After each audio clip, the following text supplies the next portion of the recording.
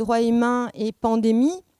Et alors, c'est un programme particulièrement alléchant que nous vous proposons aujourd'hui.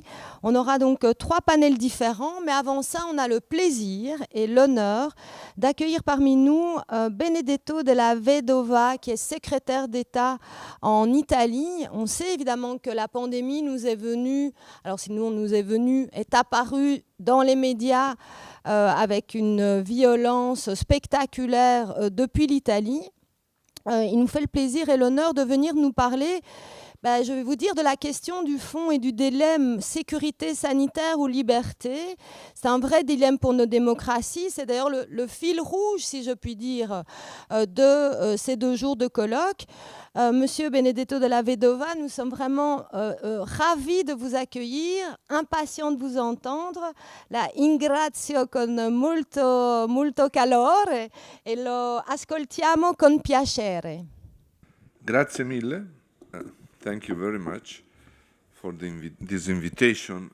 First of all, let me thank the Institute d'Egmont for this opportunity to talk about human rights in pandemic times, in particular in relation to the exercise of democracy and rule of law. I take this occasion to commend Belgium for its recent surge in vaccination rates in view of reaching herd immunity, if it is possible. Even if still geographically patchy, it represents an extraordinary comeback after a difficult start. Ladies and gentlemen, I wish to underline from the outstart that COVID-19 is a fundamental right issue of the first order.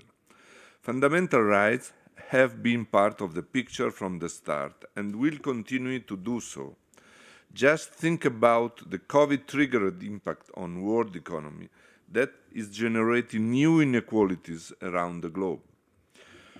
What we are learning from this experience is instrumental in improving the way we will deal not just with future outbreaks, but with public health issues in general.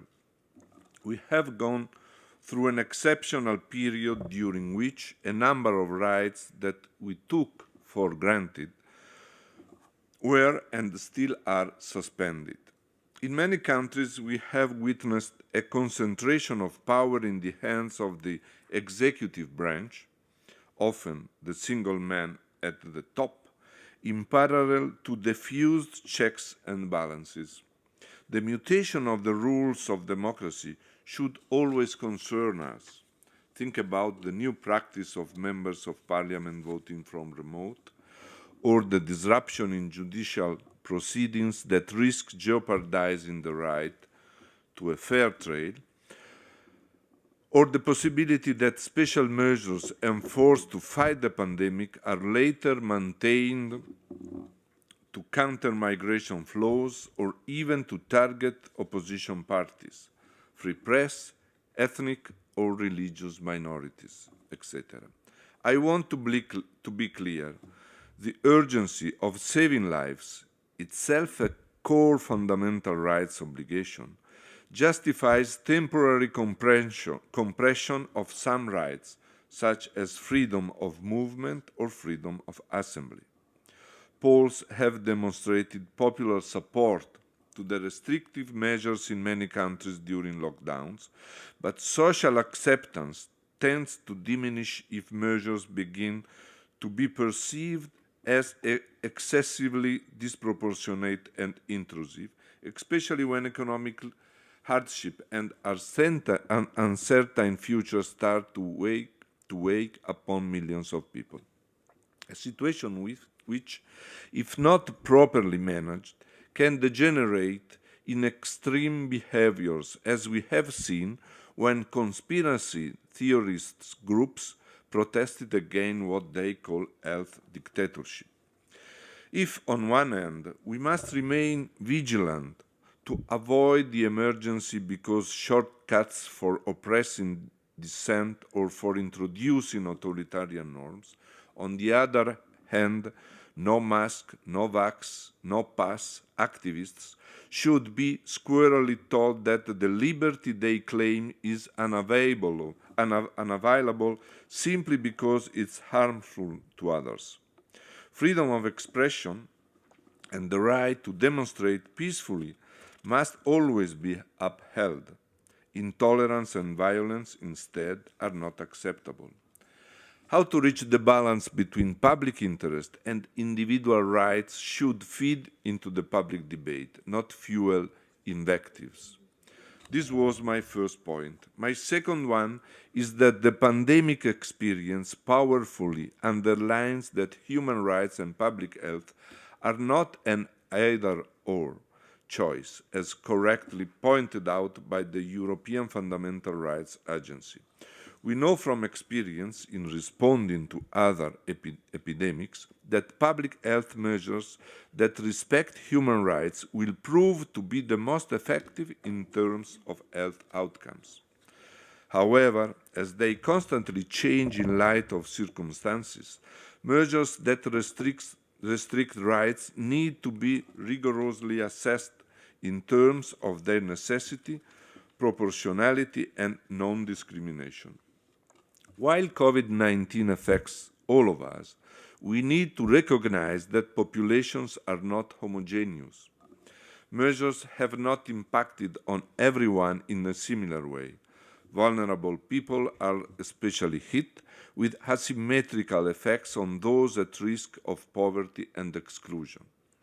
These include not self-sufficient people, in particular housebound elderly people, persons with disabilities, Roma population, asylum seekers left in a limbo because of suspended procedures, prison inmates, and the people deprived of their personal freedom confined in overcrowded detention centers with no possibility to practice physical distancing or follow hygienic measures, to name a few. A fundamental rights approach to the pandemic can ensure that they remain to the forefront of our attention, so that government measures respond to the needs of our population in all their diversity. Online disinformation also needs to be strongly countered for the perverse effect it produces, often damaging the weakest. Moreover, from the beginning of the isolation in Europe, there was an increase in crimes that, if not sanctioned, risk further eroding the rule of law. I am referring to cases of corruption, to the flourishing of illegal money lending activities, to the increase in domestic violence, especially against women, and other crimes that have found their way through the cracks of restrictions. Technology is being held up as a crucial component of so-called exit strategy. These technologies, such as the apps to trace COVID-19 cases, raise profound fundamental rights issues. It is positive that most governments have actively consulted with data protection authorities, clearly keeping in mind the boundary conditions. Any limitation on rights linked to these apps must have a sound basis in law. Using them must always be the free choice of each individual, and data collected can only ever be used for the purpose for which it was collected. A word on vaccine diplomacy. Without doubt, the pandemic has posed an enormous challenge to the ability of political systems to cope with social and economic disruption caused by the virus. At the same time, instead of favoring coexistence among states, it has generated competitive dynamics in the international arena, notably between democracies and autocracies. Vaccine diplomacy, however, should not be about business penetration or about political dominance, but rather about ensuring that the highest number of people all over the world are vaccinated and that public health always remains at the top of national and international agendas. That forgiveness should be considered in order not to overburden recipient countries in their fight against the pandemic. The end result should be that of building trust in science and in scientific discoveries, especially that are to be welcomed rather than demonized out of fear of progress. So I stress once again, international humanitarian law allows for the limitation of certain rights, especially when addressing a major health crisis. States can legally introduce emergency laws when exceptional circumstances arise. The laws can derogate from human rights convention, but they need to be enforced for a limited time and in a supervised manner by parliaments primarily. States not need to formally notify derogation to the relevant treaty body. Once the exceptional circumstances are over, governments must lift the emergency measures. Which brings me to my last point. A recent survey by the Center for the Future of Democracy at Cambridge University shows that the young generation is the one less satisfied by the performance of democratic governments. What impact this can have on the long term is too early to say. In the meantime, many countries are slowly reopening gradually, lifting some of the measures and introducing new ones. People are returning to work, children are starting back to school, and many of us visit our families and friends once more. However, we are not out of the woods yet.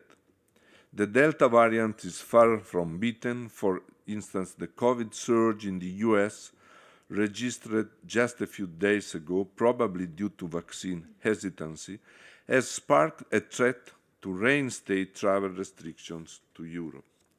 Some among us, again, elders, persons with disabilities, homeless people, people in precarious employment, remain particularly vulnerable.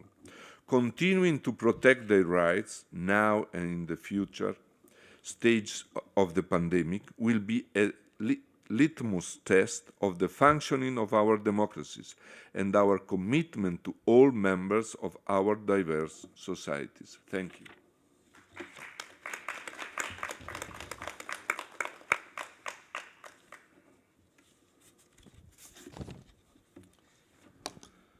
Onorevole signore della Vedova, la ringrazio.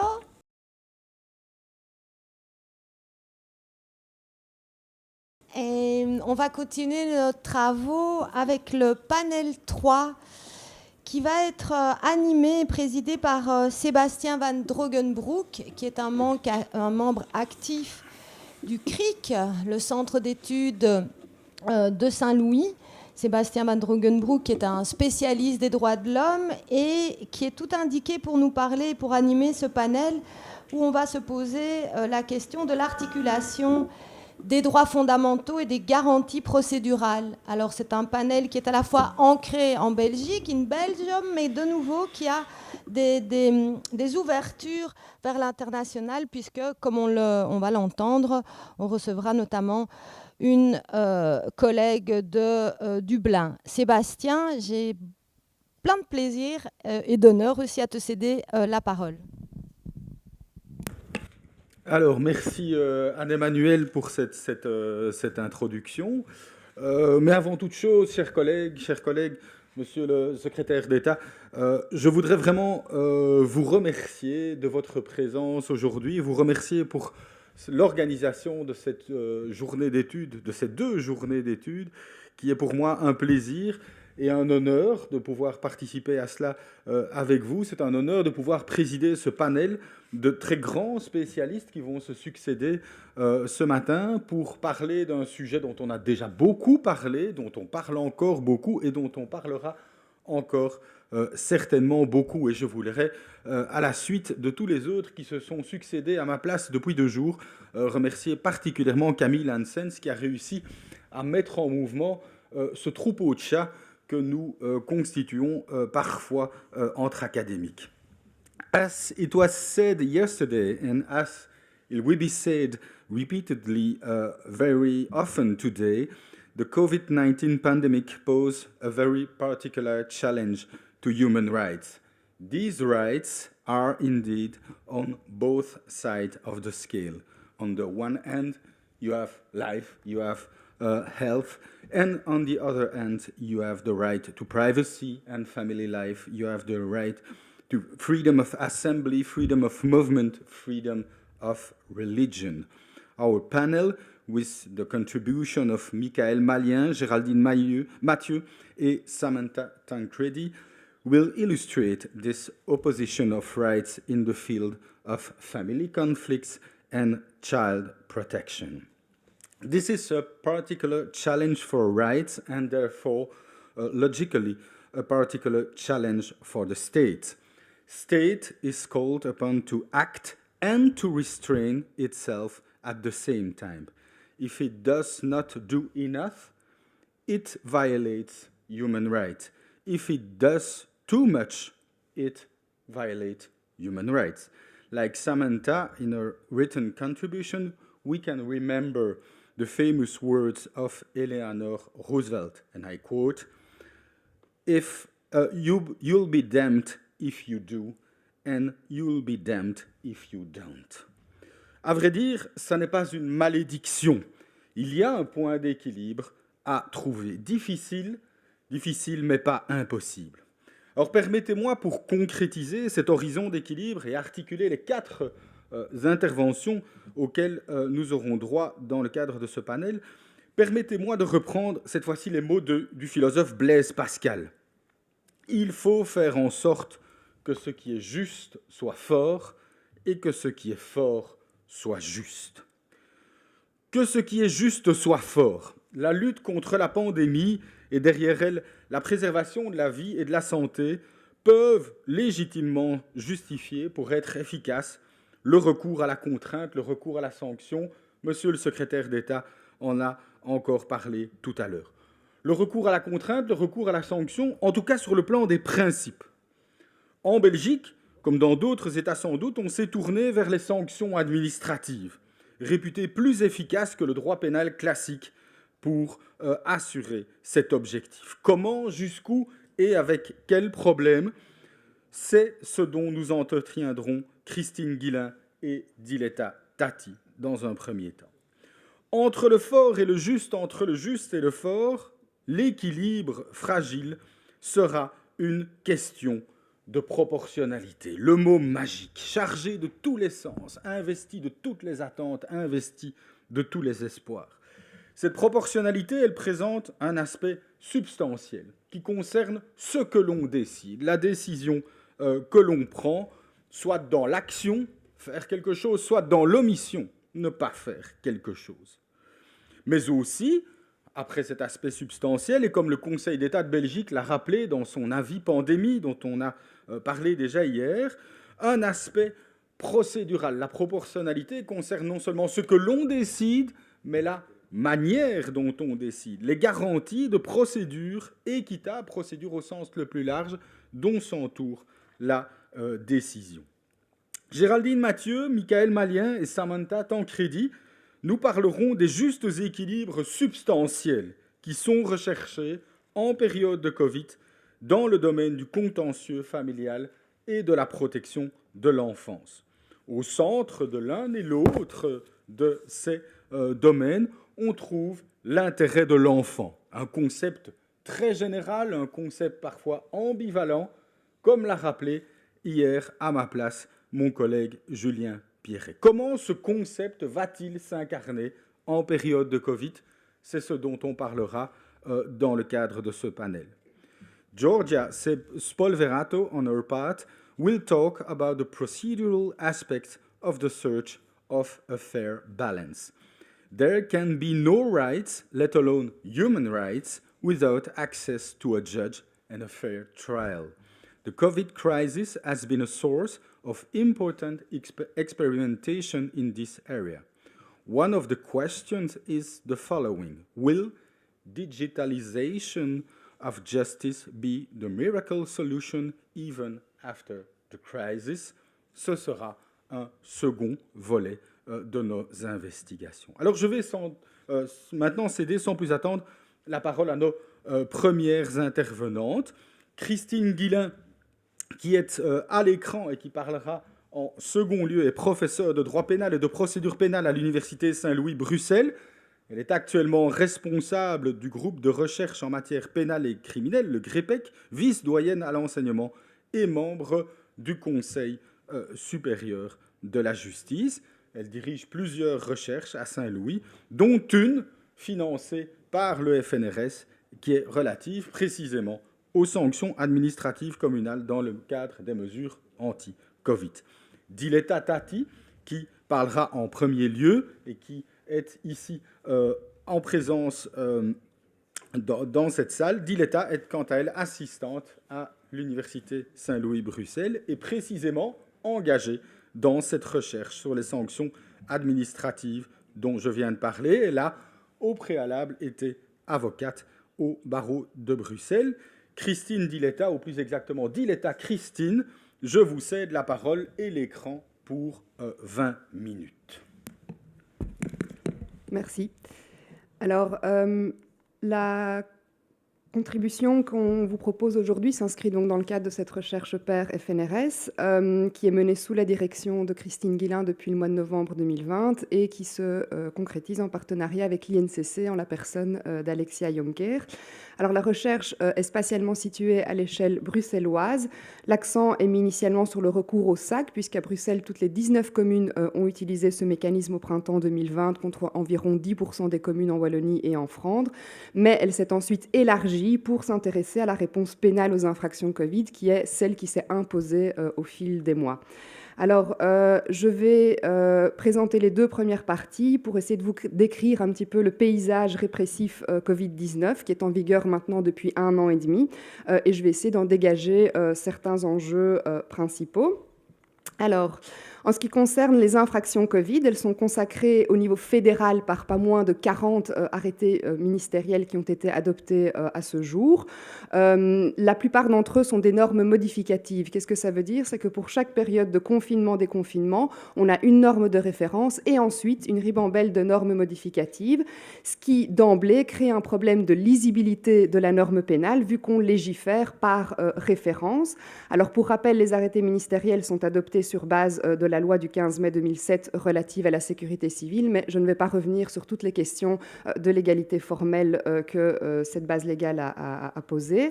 Je reviendrai brièvement simplement sur les peines qui sont prévues par la loi et ensuite par les arrêtés ministériels, puisqu'elles ne sont pas anodines. On parle quand même d'un emprisonnement de 8 jours à 3 mois et d'amendes qui vont de 200 à 4 000 euros. Alors, au niveau fédéral, s'ajoute le niveau régional. À Bruxelles, on a en 1 an pas moins de 18 arrêtés du ministre-président qui ont été adoptés et qui contiennent des normes, des infractions pénales qui viennent compléter les infractions fédérales ou qui même innovent, donc ajoutent des infractions avec donc une base légale autonome. Je pense notamment au couvre-feu élargi à Bruxelles ou encore l'interdiction de consommation d'alcool sur la voie publique. Ça, c'est au niveau des infractions. Maintenant, au niveau du traitement des infractions Covid, eh bien, assez vite, au mois de mars 2020, le Collège des procureurs généraux prend l'initiative et adopte une circulaire pour mettre en place une politique de poursuite spécifique aux infractions Covid. Christine vous parlera de cet aspect plus largement, mais je souligne quand même que cette circulaire a été modifiée à 22 reprises sur 1 année et demie. D'autre part, on a une loi du 20 mai 2020 qui consacre la compétence du tribunal de police pour connaître des infractions contenues dans les arrêtés ministériels. Alors, dans un souci de désengorgement du tribunal correctionnel, on a créé cependant un système hybride dans la mesure où les infractions constatées sur base des normes fédérales sont de compétence du tribunal de police, alors que les infractions constatées sur base des normes régionales vont quant à elles devant le tribunal correctionnel, ce qui crée évidemment une difficulté, un manque de lisibilité au niveau de la procédure et des différences dans le traitement et dans les temporalités de traitement des infractions. Alors voilà pour le cadre général de la procédure et des infractions. Alors je vais maintenant brièvement passer sur justement ce traitement mixte des infractions, la parenthèse qui va du mois de mars 2020 et pendant laquelle on a recouru jusque fin juin 2020 aux sanctions administratives communales, les fameuses SAC. Alors les sacs, qu'est-ce que c'est? Elles sont consacrées en Belgique par une loi du 24 juin 2013. À partir de cette loi, on considère qu'il y a une série d'infractions qui sont purement administratives et qui ne vont être réprimées que par les communes en la personne des fonctionnaires sanctionnateurs. Et puis on a d'autres infractions qu'on considère comme étant des infractions mixtes qui peuvent être réprimées soit par la voie pénale, soit par la voie administrative. Je pense notamment au graffiti. Alors comment est-ce que ça s'articule normalement? Normalement, le ministère public doit prendre position. Soit il décide d'engager des poursuites pénales, à ce moment-là c'est la voie pénale, soit il décide de ne pas poursuivre, et là les communes ont la possibilité d'infliger une SAC qui peut prendre la forme d'une amende avec un montant variable, on prend en compte les circonstances atténuantes. Ça peut aussi être une peine alternative, une prestation citoyenne, une médiation ou encore un simple avertissement. Si l'administré a une contestation par rapport à l'amende administrative, un recours est prévu devant le tribunal de police. Alors on voit qu'en principe, la voie pénale est prioritaire sur la voie administrative.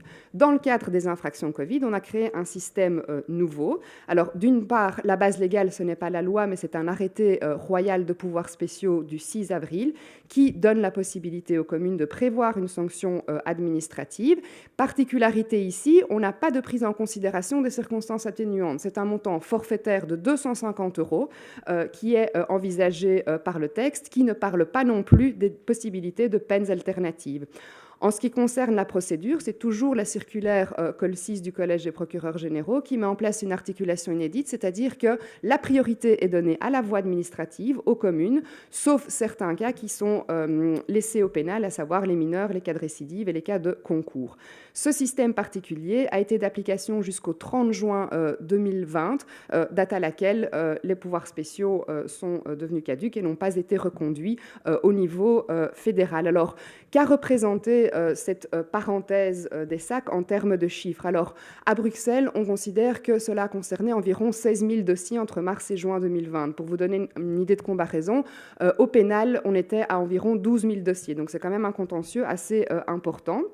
Alors la recherche a déjà mis en évidence deux enjeux qui ont été soulevés par ce traitement administratif quant au respect des garanties procédurales. Alors d'une part, chaque fonctionnaire sanctionnateur disposant d'un pouvoir discrétionnaire d'appréciation, les pratiques ont été très différentes d'une commune à l'autre au sein de la même ville. C'est-à-dire que certains ont appliqué à la lettre l'arrêté royal et ont infligé des amendes de 250 €. D'autres ont mis en place des prestations citoyennes. Je pense notamment à une prestation citoyenne qui consistait à aller distribuer des masques dans les boîtes aux lettres des citoyens. Alors, si on peut saluer certaines initiatives locales, on regrette quand même l'absence de prévisibilité dans l'application de la loi pénale que ça a entraîné. D'autre part, et ça c'est un aspect très important, la majorité des communes n'ont pas attendu d'être habilitées par un arrêté royal pour infliger des sanctions administratives communales. Et la plupart d'entre elles en ont infligé à partir du mois de mars, invitées ou poussées par certains niveaux du pouvoir politique au niveau fédéral, et se sont fondées sur l'article 11 du règlement général de police qui sanctionne le refus d'obtempérer aux agents de police. Alors c'est une interprétation particulièrement large de la disposition qui soulève des nombreuses questions en matière de légalité des sanctions adoptées sur cette base pour des faits qui ont été commis donc avant de disposer d'une base légale certaine pour le faire. Alors malheureusement, on ne dispose pas de jurisprudence concernant la légalité de ces sanctions administratives dans la mesure où, en cas de contestation, les communes avaient pour habitude de retirer la décision juste avant l'audience ou à l'audience, ce qui fait que le débat n'a pas pu avoir lieu devant les juridictions. Alors, que retenir de l'architecture répressive Covid-19 en termes de garantie de respect des garanties fondamentales? Je vous l'ai dit, la faible lisibilité et prévisibilité tant au niveau des infractions que des normes prévoyant la procédure. On voit qu'au niveau des SAC, on fait primer un souci d'efficacité procédurale sur un principe de légalité de la réponse répressive. Et également, on a un petit peu érodé le principe d'égalité des citoyens face à la loi pénale dans la mesure où, je vous ai dit, les cas d'application étaient très variés. La proportionnalité de la réaction répressive est également en question dans la mesure où, comme je vous l'ai dit, les peines vont au niveau pénal concernent des peines de prison et les amendes ne sont quand même pas des montants anodins pour les citoyens. Alors aujourd'hui, on peut dire qu'avec l'actualité imminente de la loi pandémie, certains des enjeux qui ont été soulevés dans cette contribution demeurent à mon sens d'actualité. D'une base, le respect du principe principe de prévisibilité de la norme pénale, vu que la loi pandémie permettra le recours aux arrêtés ministériels en cas de péril imminent, le principe de l'égalité en matière pénale et notamment le fait que des compétences ont été données ou sont données par cette loi aux gouverneurs de province en accord avec les ministres, mais sans aucun encadrement par une assemblée délibérante, ou encore le principe de proportionnalité des peines dans la mesure où la peine de prison est maintenue avec un emprisonnement allant d'1 jour à 3 mois. Voilà, bonjour à tous, bonjour à toutes. Je vais pour ma part vous parler de la répression pénale des infractions Covid.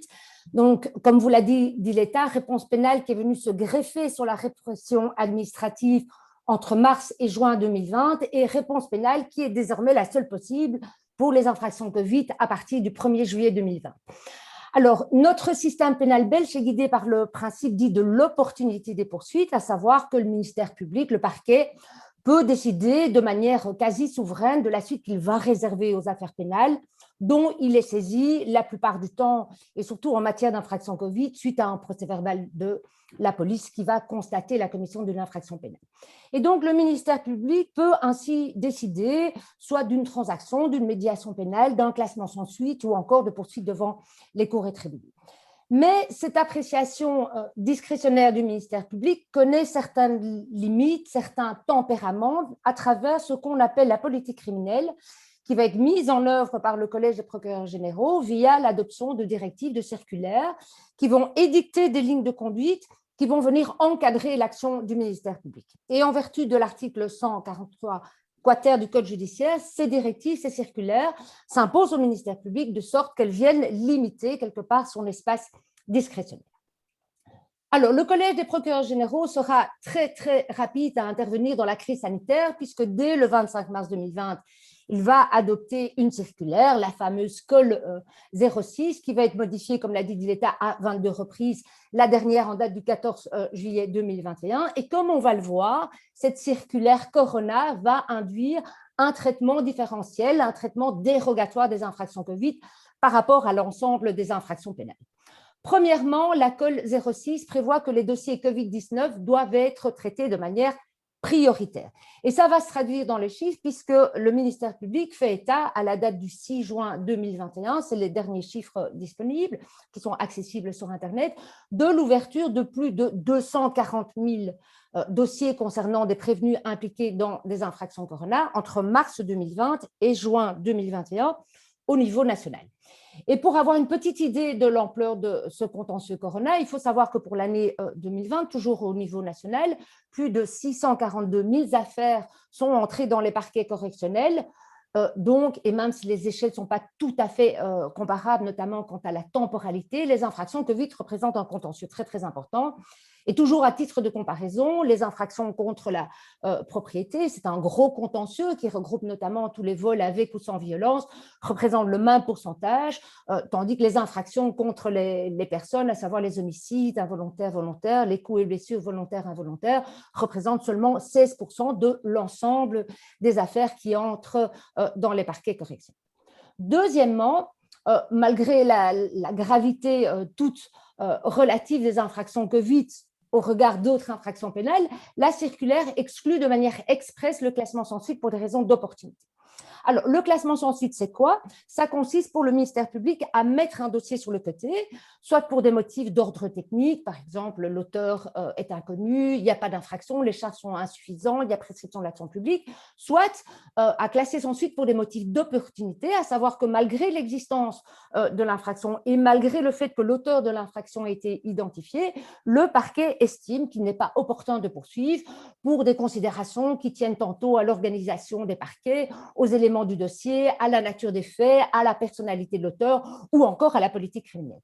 Et à la date du 6 juin 2021, sur les 48 819 dossiers Corona clôturés, ce qui représente quand même 70% des dossiers Corona qui ont été ouverts et donc illustre la rapidité avec laquelle les dossiers Corona sont traités, 25% des dossiers Corona ont été classés sans suite contre 60%, toujours à titre de comparaison, pour l'ensemble des infractions pénales clôturées par les parquets pour l'année 2020. Et conformément au prescrit de la circulaire 06, moins de 4% des dossiers Corona ont fait l'objet d'un classement sans suite, essentiellement pour des motifs d'opportunité. En comparaison toujours, ce classement sans suite pour motif d'opportunité représente près de 20% de l'ensemble des infractions pénales qui sont traitées par les parquets correctionnels. Donc, les dossiers Corona sont classés sans suite essentiellement pour des motifs techniques, pour des raisons techniques, et d'après le ministère public, de manière majoritaire en raison de l'insuffisance de preuves et, mais dans une moindre mesure, en raison de l'absence d'infraction.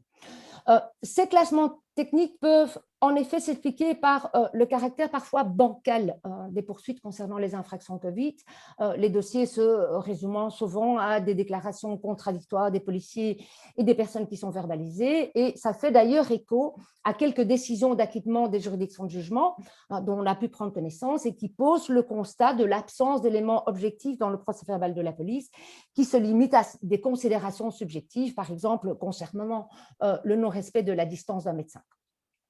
Troisièmement, la COL 2006 privilégie le recours à la transaction pénale dans le cadre de la répression des infractions Covid, à tout le moins pour la première infraction, donc en l'absence de récidive. Transaction pénale qui est un mécanisme qui est prévu à l'article 216 bis du Code d'instruction criminelle, qui prévoit l'extinction de l'action publique moyennant le paiement d'une somme d'argent, ici en l'occurrence pour les infractions Corona, 250 € pour les particuliers et 750 € pour les commerçants, exploitants et responsables d'une activité. La même circulaire prévoit que les services de police peuvent, toujours en cas de première infraction, en l'absence de récidive, proposer ce qu'on appelle une transaction pénale immédiate, donc de paiement sur le champ, en cas d'accord de l'auteur de l'infraction et pour les cas où il n'y a pas ou peu de marge d'interprétation.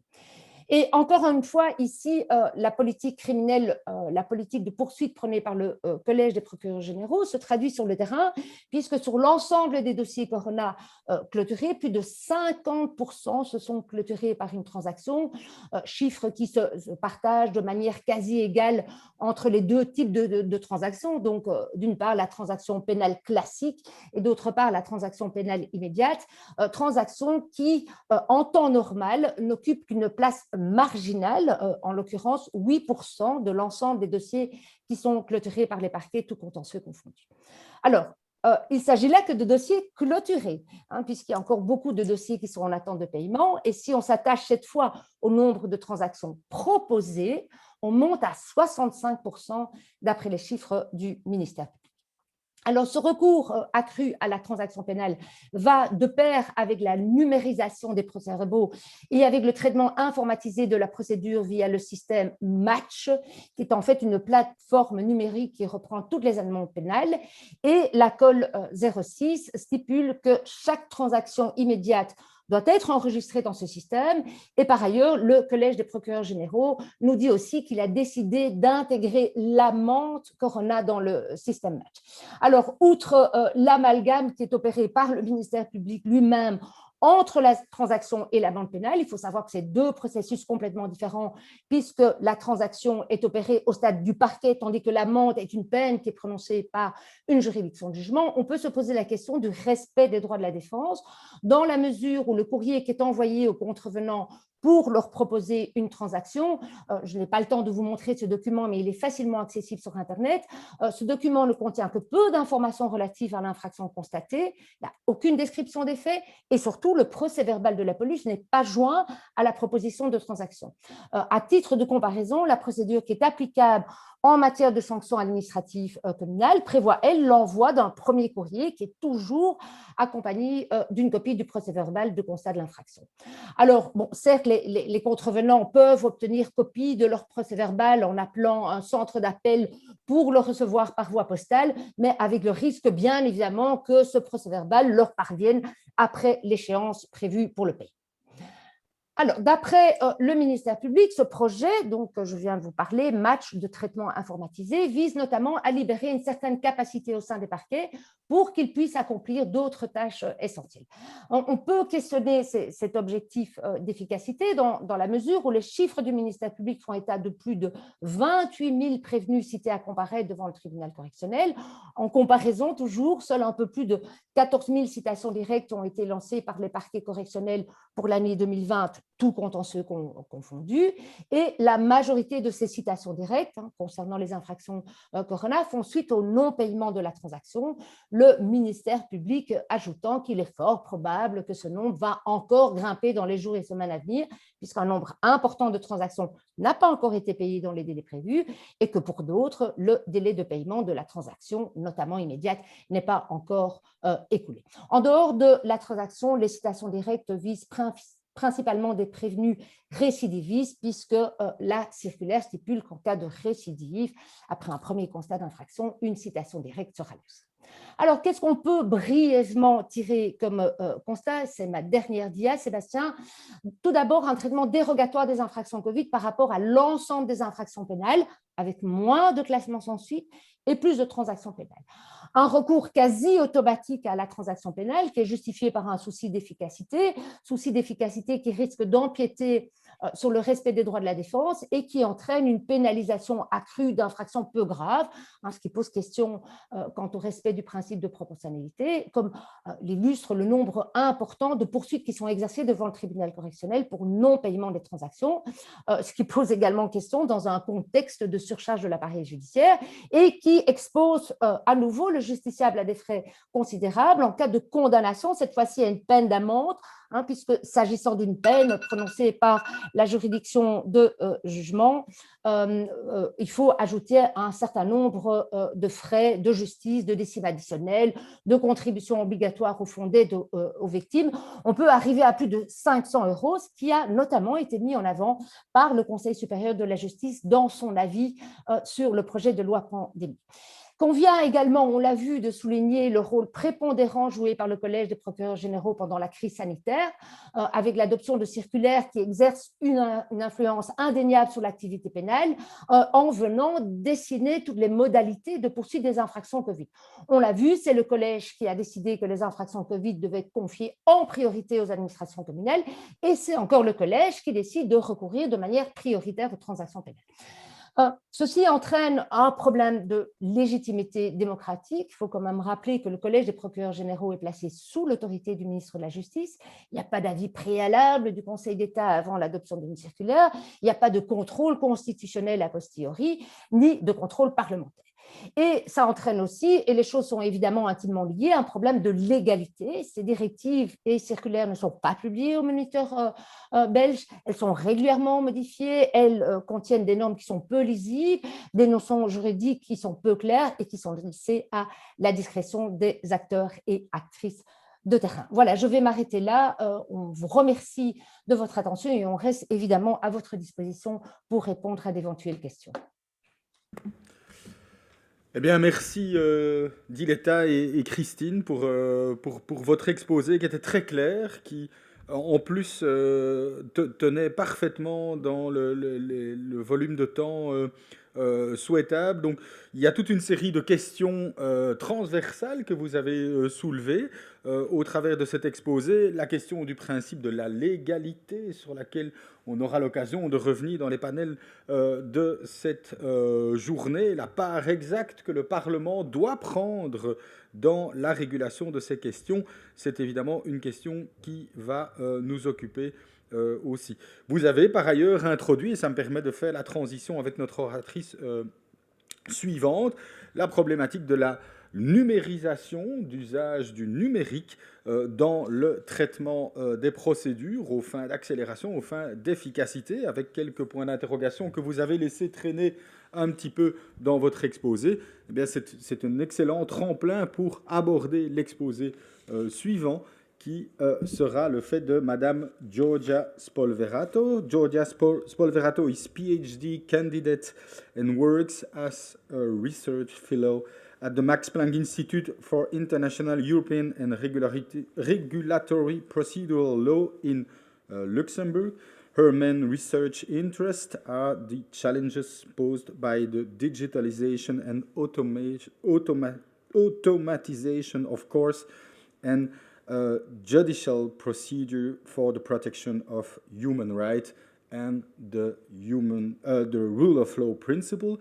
Giorgia, I leave you the floor. You are remotely at distance. I give you the floor for the next 20 minutes. You have a PowerPoint presentation. If you can launch it, and I give you the word. Thank you, dear Professor, for such a nice introduction. I wanted to thank also the organizers of this conference to allow me to take part in it. And good morning, everyone else. I'm gonna share my screen because I prepared a couple of slides to cover my talk. I hope it works. The period of confinement imposed by governments worldwide as a way to limit the spread of the COVID-19 pandemic led judiciaries to find alternative ways to physical procedures in order to ensure that justice could still be done. In courts, as in many other sectors of society, technological means showed high utility to this purpose, as they allowed for the quick transition to virtual case management, online communication among parties and courts, as well as remote conduct of proceedings. With my presentation today, I would like to comment on one of these aspects, one of the aspects of this rapid shift to technologies for the delivery of justice services. And I'm referring in particular to the action of the virus as a catalyst for the digitalization and the automation of certain practices of the English and French judiciaries. Following this, I will also like to make some consideration on the challenges to the protection of human rights deriving from the use of such technologies in civil proceedings. And I will also like to draw my conclusions. As abundantly discussed yesterday, emergency measures, including the technology-enabling ones, adopted to keep up with the delivery of judicial services in pandemic times, should be time-limited and exceptional in their nature. And that's why one would expect them to have only a circumstantial impact on the justice system. However, some of those measures had a deeper effect on judicial procedures. Indeed, they boosted the modernization process that some judiciaries were already pursuing since many years, like the French and the English ones. This happened because on the one side, the state of emergency opened by the COVID-19 pandemic promoted the adoption of already existing but rarely used technology-based alternatives to traditional procedures. And then on the other, because it created or helped to create the conditions like a reduced involvement of parliaments in the legislative decision-making process for the introduction of novel artificial intelligence-based practices. And today, I'll briefly address two examples of judiciary's modernization processes that benefited from the emergency responses issued to face the pandemic.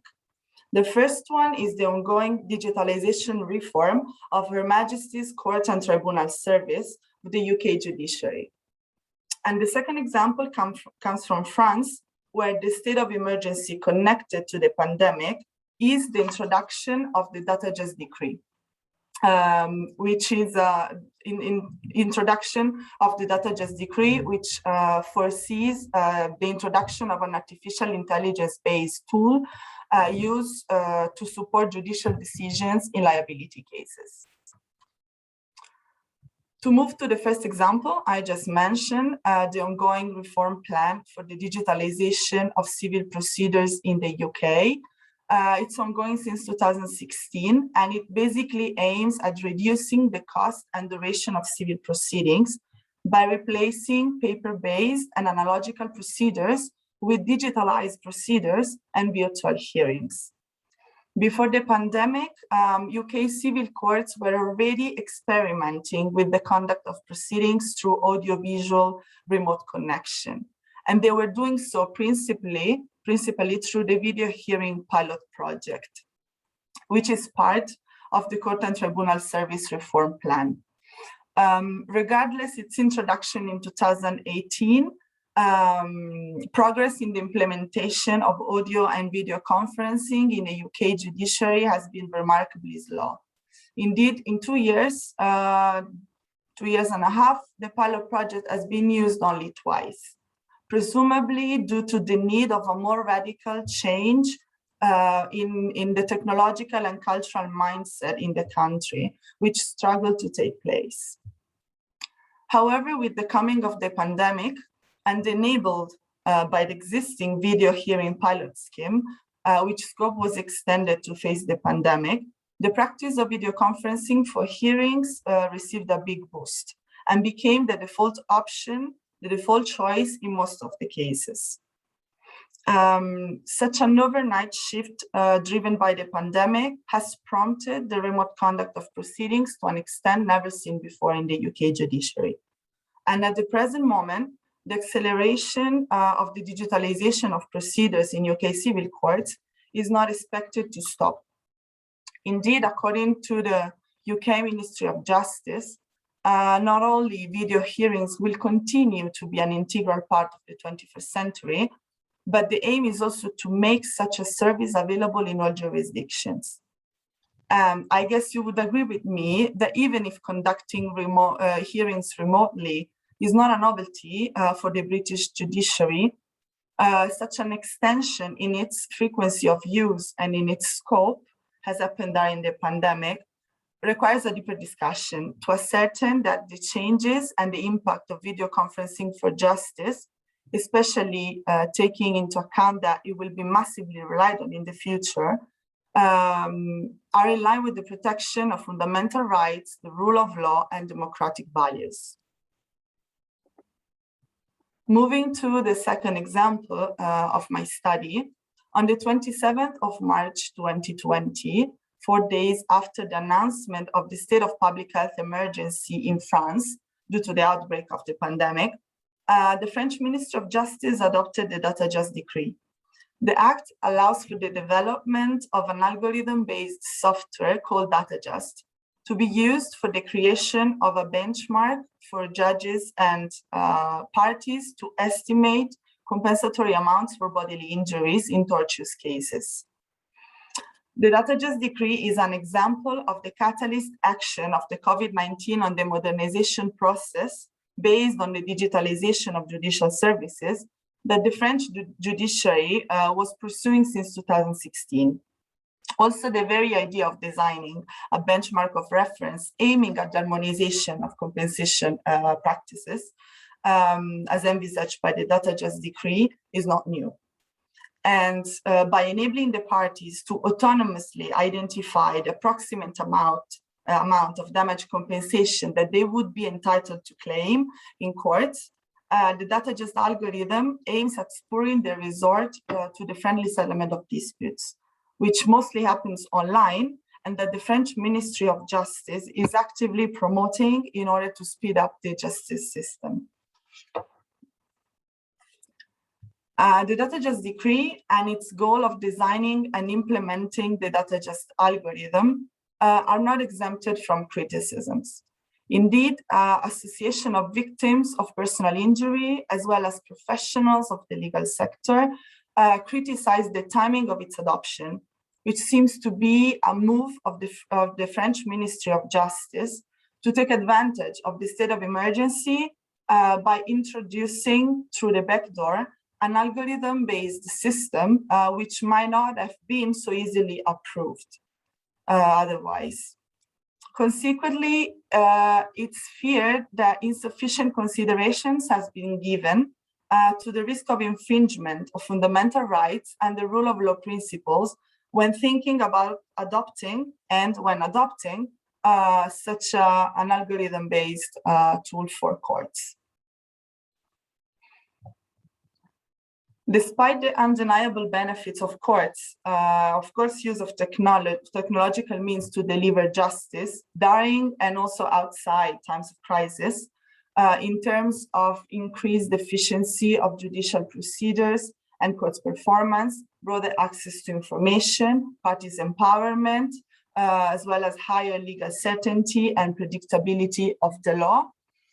Due to technical and legal obstacles, technologies can be very disruptive to the traditional functioning of courts, and benefits can easily turn into a threat to the protection of the right to a fair trial, as well as judicial independence and impartiality, data protection, and non-discrimination laws.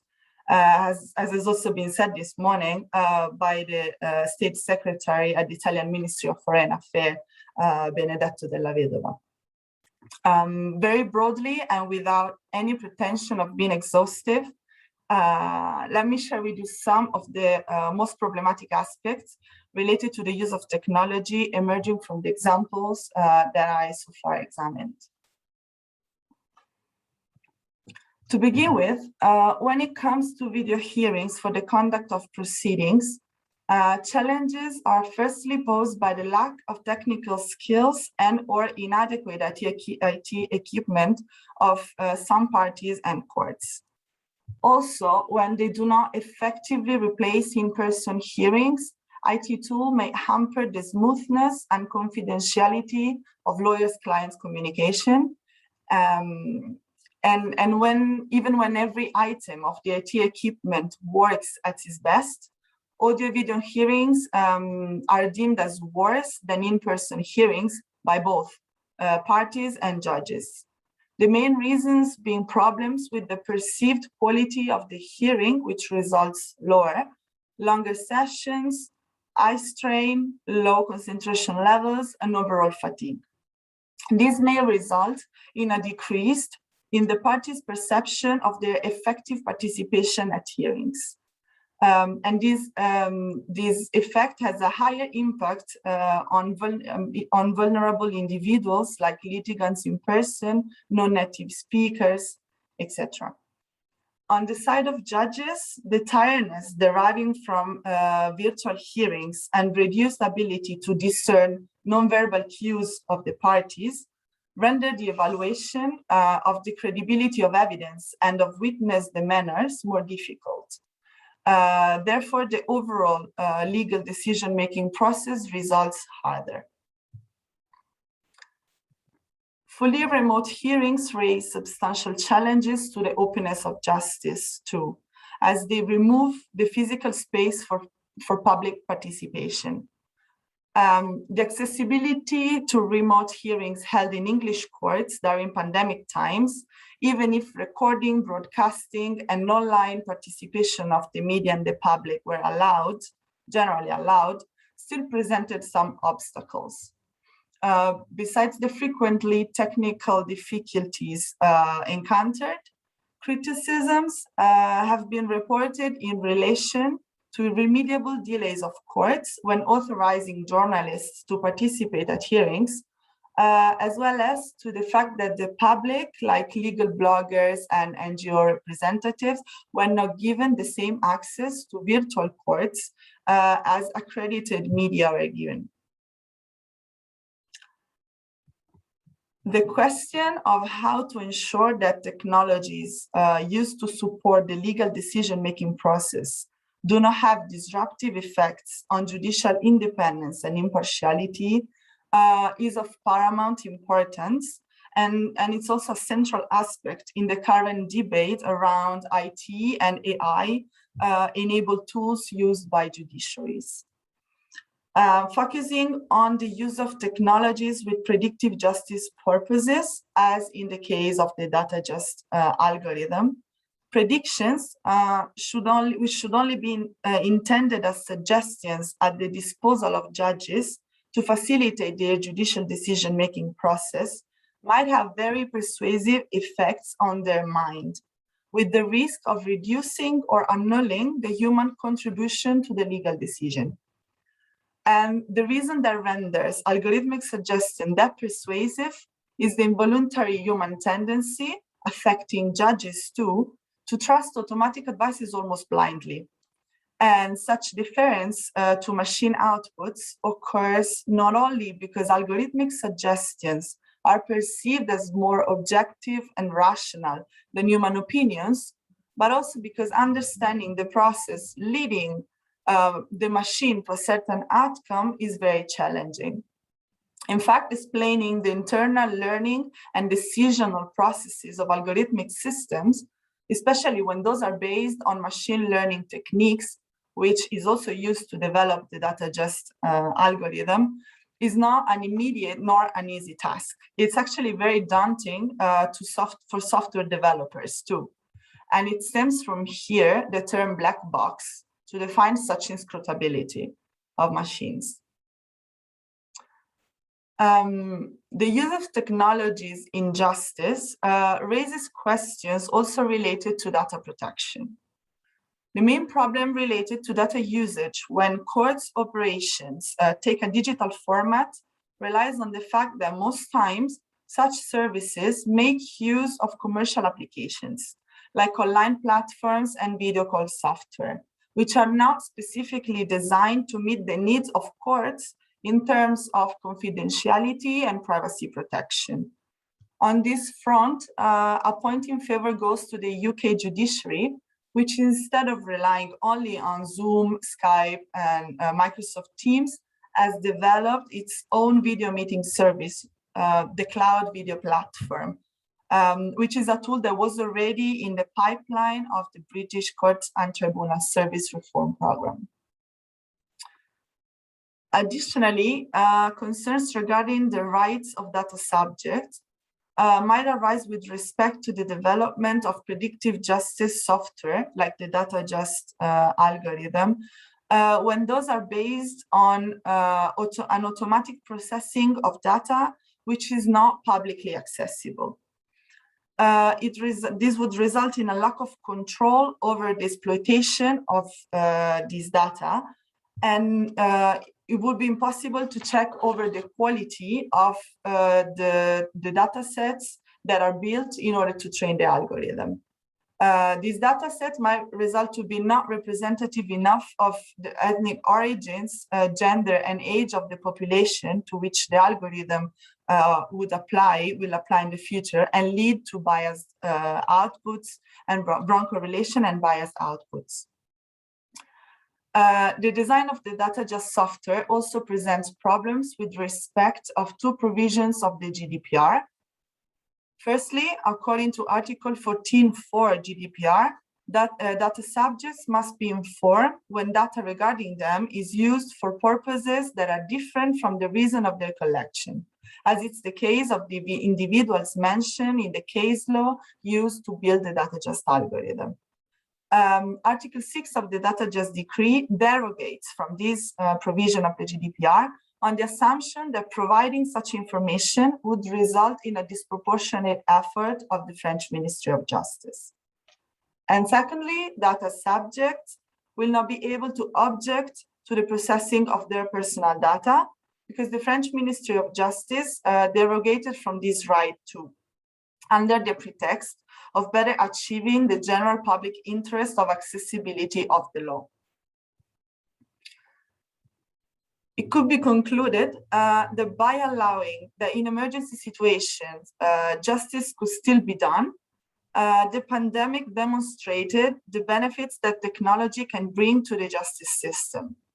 And for this reason, the desire that technology-based variants to traditional practices survive the pandemic is reasonable.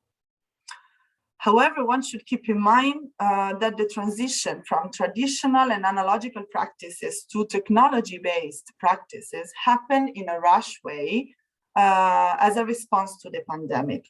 Thus, it's likely that adequate impact assessments and public debates did not take place in their maximum expression, as it should normally be, to ensure that reforms of this kind are in full compliance with fundamental rights and the rule of law principles.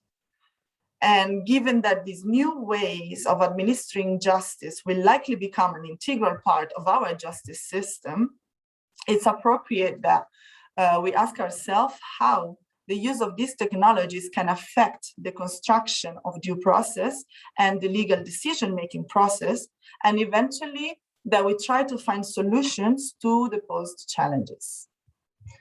And that's it for today. Thank you. Thank you very much, Georgia, for this wonderful speech. Also in 20 minutes, it's like a dream for a president of a panel. Votre exposé illustre très bien l'adage qu'on a souvent entendu, never waste a good crisis, c'est-à-dire qu'à toute chose, malheur est bon.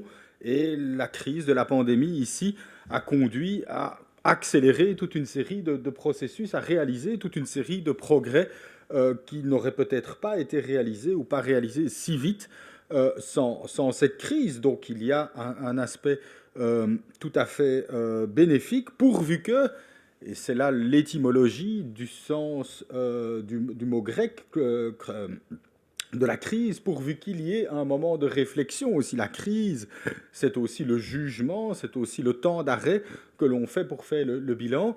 Il ne s'agirait pas que, une fois que les choses redeviendront totalement normales, la semaine prochaine par exemple, comme on l'espère tous, eh bien, toutes ces pratiques soient intégrées dans le train-train sans un moment réflexif sur le bilan coût-bénéfice qu'elles peuvent générer. Et vous insistez, et c'est un débat que nous aurons de manière récurrente, sur une réappropriation par le débat public de toutes ces questions. Les mesures ont été décidées très rapidement, sans un véritable débat démocratique, comme le principe de la légalité le supposerait.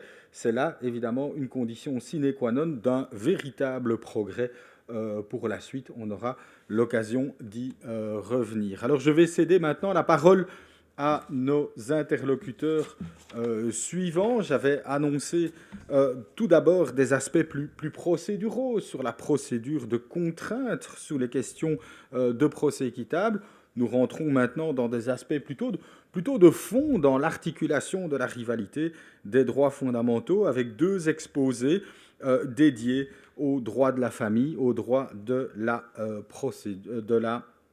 protection de l'enfance. Alors, le premier exposé sera le fait d'un duo qui est à distance, un duo actif à l'université de Namur, une des co-organisatrices de ce colloque. Actif à l'université de Namur, mais pas seulement. Géraldine Mathieu est chargée de cours à cette université où elle enseigne le droit de la famille et le droit de la jeunesse. Elle dirige par ailleurs à l'université de Namur l'unité droit de l'enfant du Centre de recherche vulnérabilité et société. Elle est également maître de conférences à l'université de Liège où elle enseigne une partie du cours du droit des personnes et des familles. Quant à Michael Malien, il est maître de conférences à l'EFEC, à l'Université libre de Bruxelles, chargé de cours invité aux universités de Namur et d'Anvers, et il est également avocat. Je ne sais pas quand il lui reste un peu de temps pour tout ça, mais en tout cas, je lui en cède maintenant pour 20 minutes. Je pense que Michael, vous serez le seul à prendre la parole, et Géraldine reste en réserve pour le débat par la suite. Vous avez la parole. Merci beaucoup, Sébastien. Donc, nous allons vous parler ce matin de l'incidence des droits des enfants dans le cadre des contentieux civils qui le concernent et l'impact de la pandémie sur l'exercice de ces droits. Alors, ce qui est très important de bien saisir et à propos de quoi on voudrait vraiment vous conscientiser aussi ce matin, c'est que le contentieux civil entre les parents, contentieux à propos de l'hébergement, à propos de l'exercice de l'autorité parentale, même si c'est un contentieux entre adultes, est aussi un lieu d'exercice de droits de l'enfant. Et c'est là toute la question que pose la pandémie, que posent les mesures sanitaires, puisque celles-ci ont bien sûr pour objet d'assurer la santé publique, la sécurité, mais impactent ce qui fait le cœur de ce type de contentieux, à savoir les relations entre les parents et les enfants. Relations sociales, d'une part, distanciation sociale pour la sécurité publique, pour la santé publique, d'autre part. Comment cela a-t-il pu s'articuler au cours de la crise sanitaire? Alors, un certain nombre de mesures que nous allons évoquer datent essentiellement du confinement du printemps 2020, mais je pense que la manière dont les pouvoirs publics ont réagi et l'incidence que ça peut avoir sur ces contentieux est certainement riche en enseignements aussi pour des crises futures. Professeur Van Drogenbroek vient de l'évoquer. Chaque crise peut être utile, peut être féconde si celle-ci est suivie d'un moment de réflexion. Donc, c'est ce que nous allons essayer de faire dans ce cadre. Un point de tension, donc, entre les mesures de distanciation sociale et cette préservation des relations entre les parents et les enfants, qui est l'enjeu de tout contentieux. Alors, de quel contentieux s'agit-il? Je vous l'ai dit, il s'agit donc de contentieux civils. En Belgique, ces contentieux sont la compétence exclusive du tribunal de la famille, conformément à l'article 572 bis du Code judiciaire. Et ce tribunal est le tribunal qui est celui de la résidence de l'enfant, ou s'il a déjà été saisi par le passé, le tribunal antérieurement saisi. Et des questions s'y posent, donc, savoir donc quel parent va assumer l'hébergement principal de l'enfant? Va-t-on maintenir un hébergement égalitaire, y compris face aux risques sanitaires? Que se passe-t-il si les parents et les enfants ne vivent pas dans le même pays? Et comment déterminer les temps, les contacts entre l'enfant et le parent qui n'héberge pas principalement cet enfant? Alors, dans le cadre du contexte pandémique, cela a donné lieu à 3 types de demandes essentiellement, soit des demandes émanant de parents qui, face à la crainte de la contamination notamment, souhaitaient la suspension de l'hébergement chez l'autre parent, chez lequel un risque est d'être allégué. Nous verrons cela plus dans le détail. Deuxième type de contentieux vise l'hypothèse où des parents n'ont pas attendu l'intervention judiciaire, mais ont eux-mêmes pris l'initiative unilatérale de suspendre le temps de l'hébergement chez l'autre parent, toujours face aux risques sanitaires allégués. Et on pourrait imaginer un troisième type de contentieux, même s'il n'y a pas vraiment de jurisprudence publiée à ce propos, mais ça pose des questions aussi fondamentales, c'est le refus de la part de parents d'encore héberger l'enfant de crainte d'être contaminé, par exemple, un parent qui estimerait que l'autre parent chez qui l'enfant réside un certain nombre de jours serait moins respectueux ou plus désinvolte face aux risques sanitaires. Alors, ces questions vont se décliner en fait en 2 grandes questions. C'est d'abord la question du fond, comme quels sont les droits fondamentaux de l'enfant à propos de la manière, à propos de la décision elle-même qu'il sera prise, à propos des critères qui serviront aux magistrats d'arbitrer ce type de litige, d'une part. Donc là, on est vraiment dans le fond et nous allons essentiellement nous focaliser là-dessus aujourd'hui. Et puis également l'impact au niveau procédural. Là, il ne s'agit plus de quelle décision prendre, mais comment la prendre, puisqu'il y a un certain nombre de spécificités procédurales. Dans la limite du temps imparti, nous n'aurons l'occasion que d'effleurer cet aspect, mais nous irons plus en profondeur cette question dans la contribution écrite. Alors, quel droit pour l'enfant dans le cadre des contentieux civils qui concernent son hébergement, qui concernent l'autorité parentale, qui concernent les contacts avec l'autre parent, alors, ou le parent non hébergeant? Alors, tout d'abord, donc il y a un certain nombre ici que vous voyez sur la dia, un certain nombre de principes, de familles, de droits qui regroupent donc ces droits fondamentaux. Et tout d'abord, il y a l'intérêt de l'enfant, concept largement commenté, étudié en doctrine, c'est le concept d'intérêt de l'enfant qui est le critère principal et qui doit être sans cesse un petit peu le saint graal que doit rechercher le magistrat appelé à statuer face à ce type de contentieux. Et nous verrons aussi que, notamment la jurisprudence de la Cour de Strasbourg, mais pas uniquement, exige que cet intérêt soit apprécié in concreto, c'est-à-dire pour chaque enfant individuellement, tenant compte des circonstances spécifiques qui le concernent, sa personnalité, du contexte. Alors, il n'y a pas que cette appréciation par le juge in concreto de l'intérêt de l'enfant, il y a aussi un certain nombre de droits qui ont été explicitement reconnus à l'enfant par un certain nombre de textes que nous aurons l'occasion de voir, et qui est le droit d'être, notamment le droit d'être éduqué par les 2 parents, droit ô combien pertinent dans le cadre de ce type de contentieux, mais également d'autres droits comme celui de l'intégrité physique, droit évidemment qui est aussi extrêmement pertinent dans le cadre de la crise sanitaire, parce que l'intégrité physique, c'est aussi le droit de jouir de la meilleure santé possible, le droit à l'instruction, toute la question, nous n'aurons pas l'occasion de vraiment nous y arrêter aujourd'hui, mais toute cette question de l'accès à la scolarité, et tout cela, évidemment, entre en ligne de compte dans le cadre de ces litiges. Alors, l'intérêt de l'enfant d'abord. L'intérêt de l'enfant, le critère de l'intérêt de l'enfant, un certain nombre de fondements internationaux et internes. Je cite l'article 3 de la Convention des droits de l'enfant du 20 novembre 1989, l'article 22 bis de la Constitution belge, et j'attire votre attention, et nous aurons aussi l'occasion d'y revenir davantage dans le cadre de la contribution écrite, de l'immense apport du Comité des droits de l'enfant.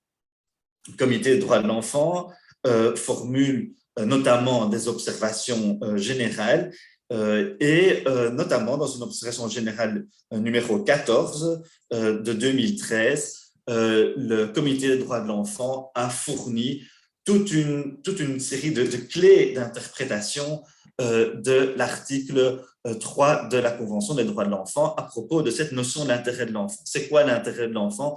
Qu'est-ce que ça signifie que l'intérêt de l'enfant doit être une considération primordiale dans toute prise de décision qui le concerne?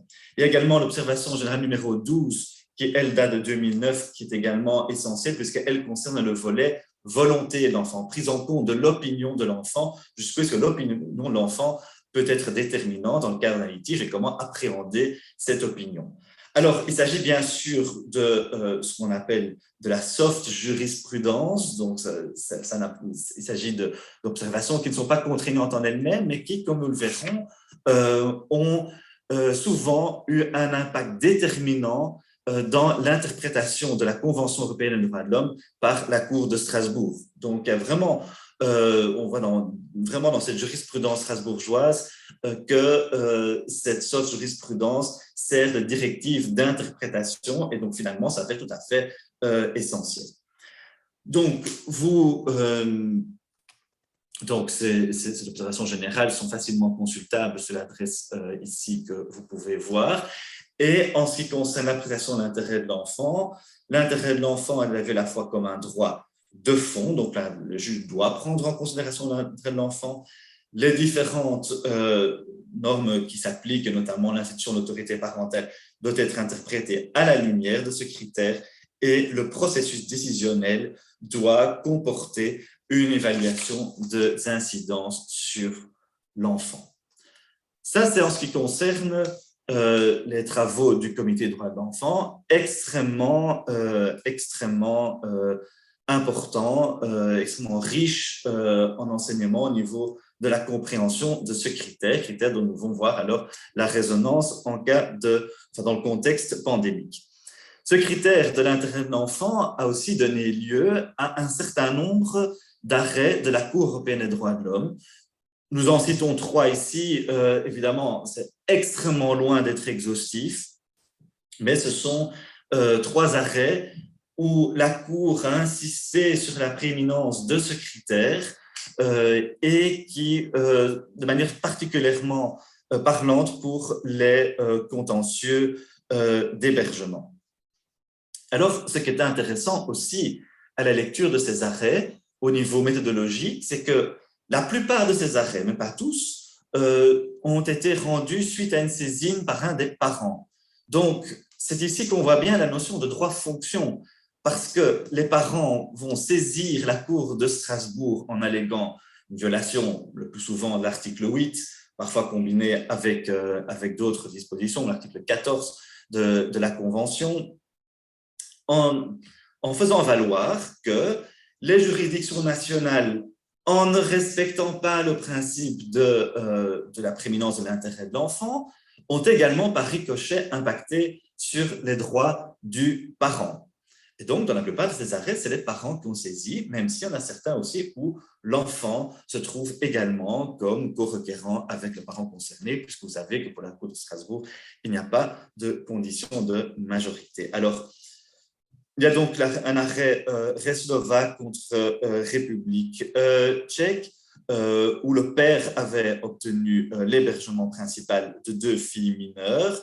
et où la mère a estimé donc que ses droits en tant que mère avaient été bafoués puisqu'elle n'avait pas obtenu l'hébergement principal de l'enfant et que ses droits n'étaient limités qu'à un hébergement secondaire qui n'était pas très étendu. Et finalement, les juridictions de fond, notamment le tribunal régional de Prague, avaient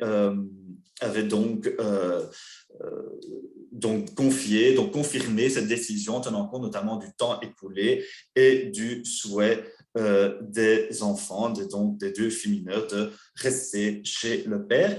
Et là, la Cour a donc rappelé ce principe que l'article 8 ne reconnaît pas aux parents un droit préférentiel à la garde de l'enfant, et que les autorités peuvent prendre en considération l'intérêt de l'enfant pour départager les parents au niveau du droit d'hébergement.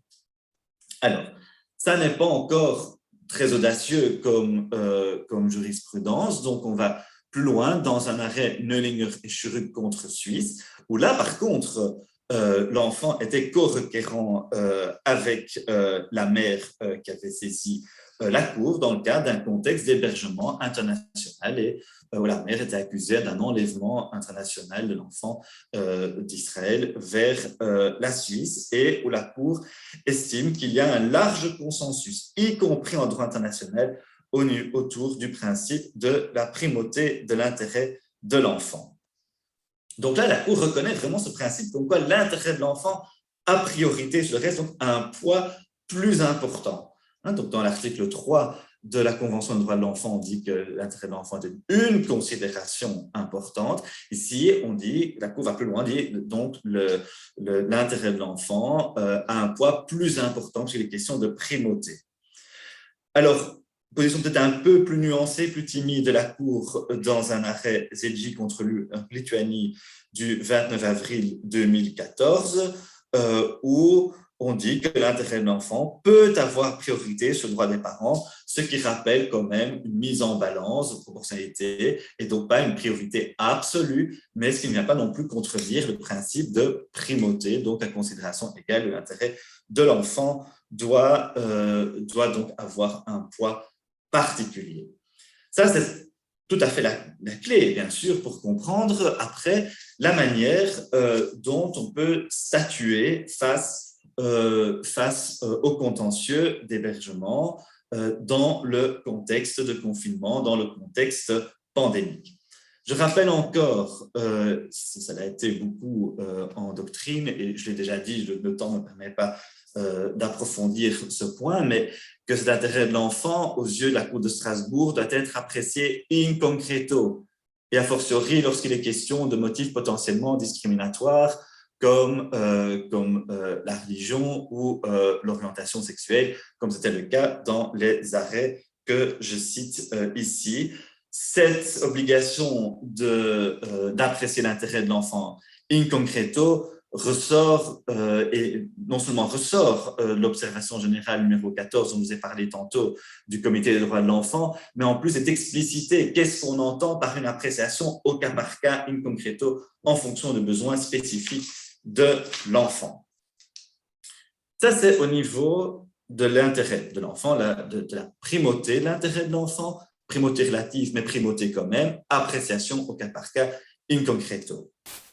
Alors, cette appréciation par le juge de l'intérêt de l'enfant, le juge n'est pas seul dans l'appréciation de l'intérêt de l'enfant, puisque le législateur national ou international, voire l'enfant lui-même, ont également leur définition, leur contenu donné à ce concept de l'intérêt de l'enfant.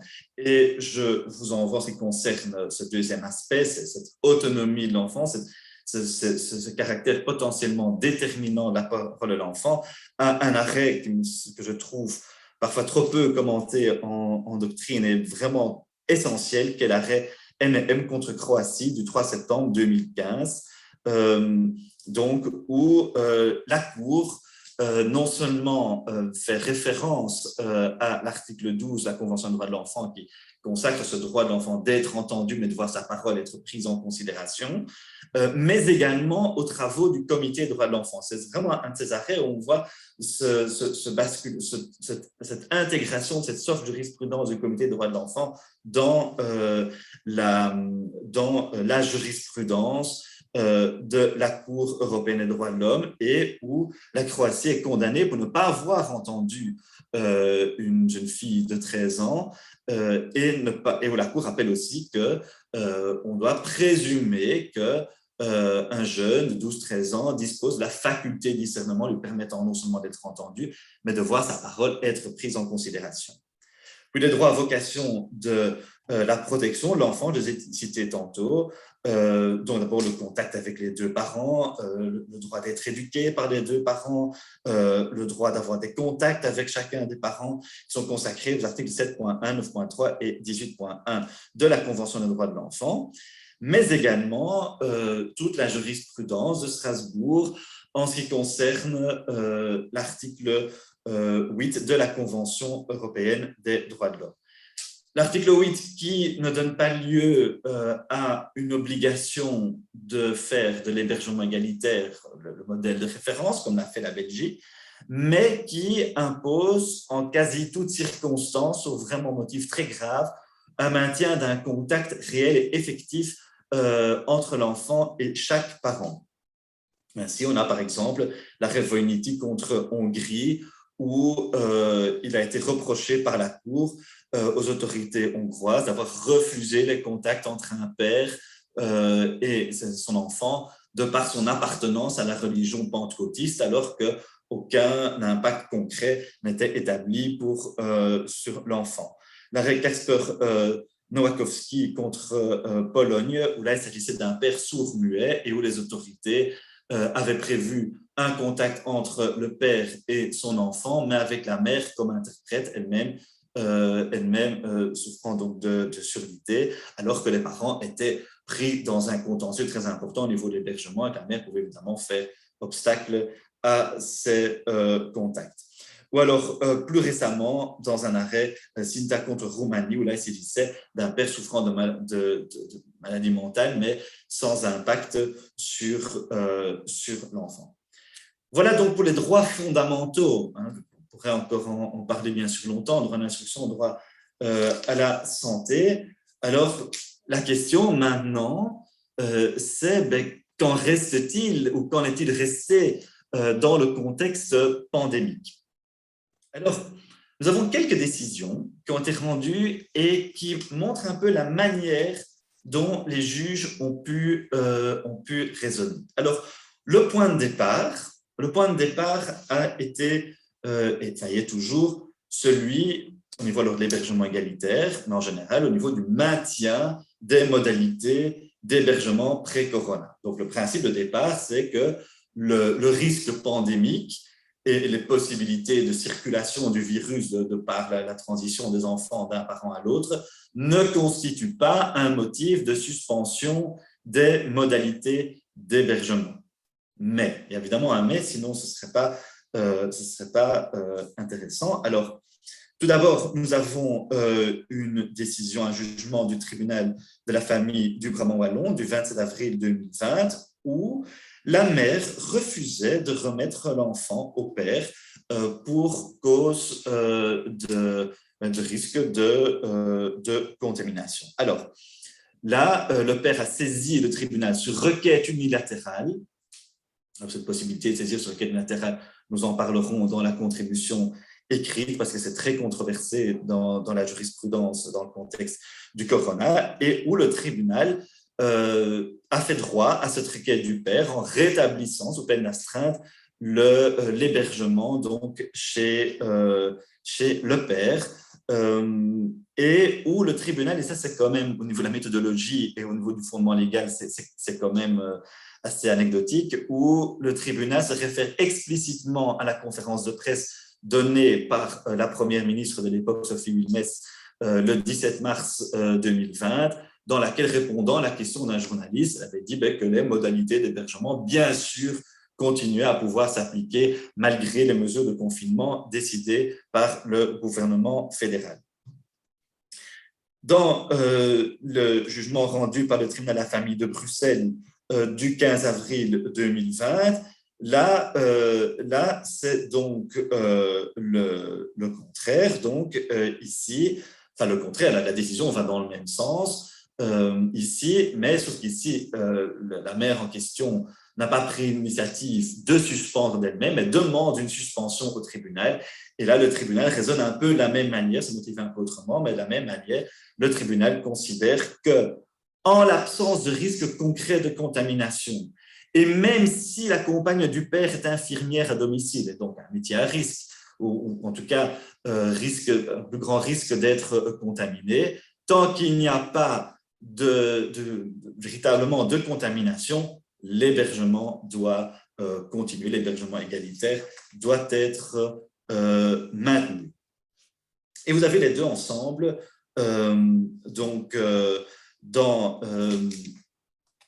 ici dans deux jugements, enfin une ordonnance et un jugement rendu d'une part par le tribunal de première instance d'Anvers, division de Turnhout, et par le tribunal de la famille, donc du même lieu, dans une même affaire en fait. Et c'est ça qui est intéressant, où on avait sollicité sur requête unilatérale une suspension, cette fois des modalités d'hébergement chez le père, parce que celui-ci était pharmacien et parce que l'un des enfants souffrait d'une maladie auto-immune de la thyroïde, donc il y avait un risque de contamination. Le président du tribunal a fait droit à cette requête, mais le père pharmacien a formé tierce opposition plutôt contre cette décision. Et là, le tribunal va dans un sens exactement opposé en disant il n'y a pas de risque concret. Donc, il n'y a pas de risque concret, monsieur est pharmacien, bien sûr, un contact avec plus de gens, mais il n'y a pas de risque concret de contamination. Et tant qu'il n'y aura pas de complications démontrées, eh bien, l'hébergement, les modalités d'hébergement doivent être maintenues. Qu'est-ce qu'on peut en tirer? On peut en tirer donc qu'on ne va pas considérer in abstracto qu'on va geler les modalités d'hébergement à cause du contexte pandémique, que la profession à risque d'un des parents n'est pas un critère déterminant, mais aussi si un risque in concreto, ce n'était pas le cas dans la décision, mais les juridictions toutes l'ont suggéré, que si jamais il existait un risque, une contamination concrète établie par un certificat médical, que là, il s'agirait par contre d'une cause de suspension des modalités d'hébergement. Et donc, c'est le parent qui allègue cette contamination d'en apporter la preuve. Comment? Par un certificat médical. Alors, on pourrait discuter de cela ici aussi, donc de l'impact du certificat médical qui semble comme être un élément déterminant, avec les problèmes que le caractère unilatéral de ce type de pièce comporte dans le cas d'un débat judiciaire, des certificats de complaisance, de certificats contradictoires, et surtout avec la célérité de ce type de procédure qui empêche bien sûr de procéder à toute mesure d'investigation. Je ne vais pas m'approfondir davantage sur les séjours à l'étranger. Là aussi, les tribunaux ont mis en balance le risque de contamination avec les contacts de l'enfant. Par exemple, un séjour juste passer les fêtes de Noël à l'étranger n'a pas été considéré comme étant suffisant pour permettre un voyage, vu le risque de contamination, vu la quarantaine imposée par l'enfant, notamment l'impact de sa scolarité.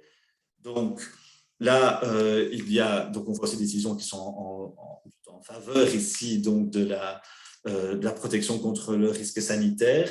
Dans les contentieux d'hébergement internationaux, il y a une décision publiée, mais elle démontre qu'en tout cas, la pandémie étant mondiale, que le risque accru au moins important selon les pays n'est pas non plus un critère déterminant.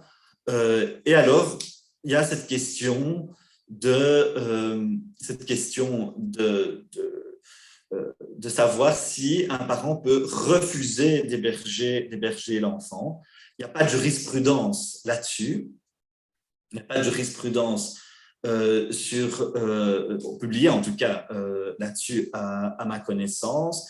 Cette question est évidemment très pertinente si on a un parent âgé ou qui vit avec une personne âgée, mais aussi dans d'autres contentieux qui sont les contentieux de droit aux relations personnelles des grands-parents dans le cas de l'article 375 bis de l'ancien Code civil, où les grands-parents en droit belge donc, peuvent obtenir un droit aux relations personnelles. Alors, peuvent-ils suspendre cet hébergement, refuser d'héberger un enfant parce qu'on estime qu'un des parents est un peu désinvolte par rapport aux mesures Corona ou qu'on a peur d'être contaminé? Alors, la question est délicate au niveau juridique. En tout cas, on peut quand même déduire de la Convention des droits de l'enfant et entre autres articles 7, 9 et 18 que l'hébergement par les parents est un droit de l'enfant et donc un devoir des parents. Et donc, dans ce sens-là, le refus d'hébergement ne serait pas possible, même s'il ne s'agit pas de droit absolu. Donc, il ne serait pas possible in abstracto, mais il le serait que lorsqu'un risque concret serait avéré et qu'il y aurait d'autres possibilités d'hébergement pour l'enfant. Donc, il y aurait une appréciation. Alors, évidemment, on n'a pas de jurisprudence là-dessus, donc on ne peut que suggérer un raisonnement aux juridictions. Donc, un droit de refus systématique, non, ça serait contraire, en tout cas, au fait que l'hébergement est un droit aussi de l'enfant, avec un droit fonction du parent, donc c'est en fonction de l'intérêt de l'enfant, donc on ne peut pas librement l'exercer ou ne pas l'exercer selon son souhait personnel, mais qu'il n'y avait pas non plus de droit absolu et qu'on peut tenir compte en cas de risque sanitaire avéré, de contamination avérée et de possibilité d'accueil pour l'enfant. C'est un petit peu différent en ce qui concerne les grands-parents, puisque les dispositions que j'ai citées concernent surtout le droit de l'enfant d'être hébergé par les parents. C'est moins clair en ce qui s'agit des grands-parents. Les grands-parents pourraient plus facilement suspendre leur droit aux relations personnelles, mais évidemment avec un risque d'impact quand même, puisque le critère d'intérêt de l'enfant restant le critère fondamental, on pourrait imaginer qu'au nom de la stabilité de l'enfant, si les contacts ont été suspendus pendant une longue durée à cause du contexte pandémique, que donc les contacts ne soient pas rétablis immédiatement, justement pour respecter la stabilité des enfants. Je crois que le temps, de toute façon, est largement écoulé, donc je vais renvoyer vers la contribution écrite pour les points plus techniques au niveau de la procédure. Parce que c'est vraiment des questions qui demanderaient beaucoup de temps ici, mais qui sont vraiment révélatrices de cette approche, finalement différenciée. On voit d'un côté, et ce sera un peu notre propos conclusif aussi, vous aurez dans les slides aussi, hein, vous aurez quand même déjà un certain nombre d'éléments au niveau de l'aspect procédural, mais quand même, ce traitement différencié. D'un côté, sur le fond, tant la déclaration politique qu'a pu avoir que la manière dont les juridictions ont traité ces questions montre quand même qu'on a accordé une très grande importance au maintien des contacts et au maintien d'exercice normal des contacts entre les enfants et les parents. Et donc, ce n'est pas que l'aspect sanitaire, sécuritaire, qui a pu être déterminant. Mais en même temps que ces droits ont quand même potentiellement pu être restreints en cas de risque sanitaire établi in concreto. Hein. Donc, ça, c'est une chose. Donc là, il y a quand même vraiment une insistance très forte sur le maintien des relations entre les parents et les enfants. Par contre, lorsque vous lirez l'aspect procédural, là, c'est tout à fait différent. Là, on a assisté au printemps 2020 à une justice qui s'est autoconfinée, avec toute la question d'ailleurs du fondement légal. On a vu notamment le premier président de la Cour d'appel de Bruxelles émettre la directive de ne pas apprécier la notion d'urgence pour traiter quand même des affaires qui pourtant sont réputées urgentes par le Code judiciaire, mais de ne pas apprécier cette notion d'urgence de la même manière que dans le Code judiciaire. Donc vraiment, il y a une dérogation au nom de la lutte contre la pandémie que les instances judiciaires, bien au-delà d'ailleurs de ce qui a été prévu par l'arrêté royal du 9 avril 2020 qui a fixé les mesures en matière judiciaire, on est allé beaucoup plus loin en matière donc de restriction. C'est vraiment autoconfiné par la suspension des audiences, par la mise en parenthèse du principe de l'urgence, alors que la Cour européenne des droits de l'homme avait toujours insisté sur la célérité des contentieux éducatifs. Et là, on a vraiment donné priorité à la lutte contre la propagation du virus par rapport au contact entre les parents et les enfants. Et c'est là donc qu'on voit un peu ces deux sons de clocher, cette approche différenciée. Voilà, je m'excuse pour le dépassement du temps, mais il y a beaucoup de choses à dire là-dessus et je vous invite donc à nous lire pour la suite de cette question. Merci. Alors merci Mickaël, merci Géraldine pour cet exposé très précis, très fouillé qui envisage le problème dans toute sa complexité en démarrant des principes, des horizons régulateurs qui ne prêtent pas à discussion pour ensuite tout projeter dans le concret où l'on voit que les choses ne sont finalement pas si simples que ça, où on a envie de mettre un peu l'intérêt de l'enfant partout, ce qui complique évidemment complique les choses. Donc merci pour cette ouverture. On se réjouit de vous lire par la suite. On va rester dans le domaine de l'enfance, de la protection de l'enfance avec notre dernier exposé de ce matin dans le cadre de ce panel que je dirige. This will be the presentation of Samantha Tancredi. Samantha is undergraduate student at the Trinity College Dublin. She is here among us, and I would like to thank her especially for her presence here. And I give her the floor for 20 minutes. Thank you, Samantha. Thank you for that introduction. And I also just wanted to say thank you to the organizers of this conference for inviting me, especially being an undergrad. I really appreciate that. And to my lovely friends who came from Ireland to support me here in person, I really appreciate that as well. One theme that was discussed in the introduction of this panel before all of the speakers thus far was the quotation from Eleanor Roosevelt that says, "You'll be damned if you do and damned if you don't." And that idea really underscores my entire presentation and the paper itself, wherein the state has a real struggle to decide whether or not to intervene on behalf of the child. My presentation focuses solely on the Irish jurisdiction, though many of the principles will apply, especially in reference to UK law. The other concept that I just really want to be sure to leave you with is that the issues with regard to Irish family law existed before the pandemic itself. I'll be focusing mainly on state intervention, especially with regard to the Constitution of Ireland, as well as the leading legislation, which is the Child Care Act of 1991. But these issues, especially the state intervention found in Section 12, existed far before the pandemic, but now are highlighted in a greater context and should be brought to light, and reform should be done in order to protect the family, which is, as I'll discuss, a main tenet of the Irish Constitution itself. The first theme that I really want to address is that of paternalism. Especially during the pandemic, we found that the state took on a role that was a bit more involved in determining guidelines for how everyone was to live.